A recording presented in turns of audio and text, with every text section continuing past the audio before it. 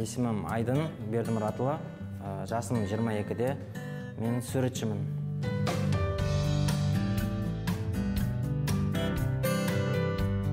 Негізі осы қабырғамен сурет салуға мен жаңағы кішкентай кезімнен арманым десем де болады. Мектепке барған кезде қабырғада, стенадағы суретті көрдім. Сол суретке күнде армандайтын, осылай сурет сала алсам ғой деген сияқты. Менде арман болатын бала күнде.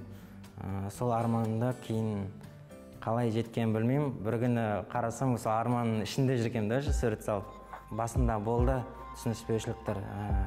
Сурет саған нан болмайды, сурет саған ақша болмайды деген сияқты. Қазіргі табыс көзім айына 500-ден миллионға дейін барып жоғары.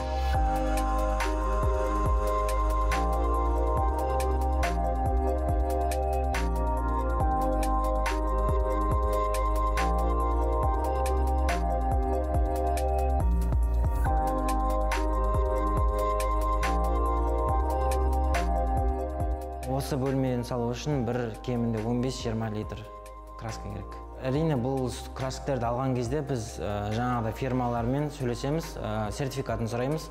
Бұл краскалардың бір ерекшелігі тез кебеді, иісі шықпайды. Жаңағыдай эко краска десек болады, денсаулыққа зияны жоқ. Осы жұмысымда болашақта енді курс ретінде ашқым келеді.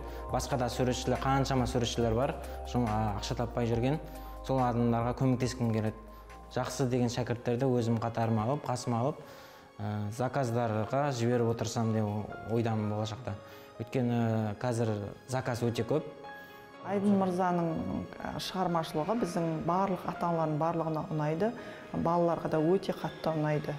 Біз балаларды жаңағы акт залына, спорт залға алып барамыз ғой, балалар дене шынықтыруға. Сол кезде балалардың көздері тоймай, қабырғадағы суреттерге қарап, таңырқап, солай әр көрген сайын ата-аналар болсын, балалар болсын, даже өзімізді таңырқап қараймыз да суреттеріне. Өте сондай бір шеберлікпен салынған суреттер.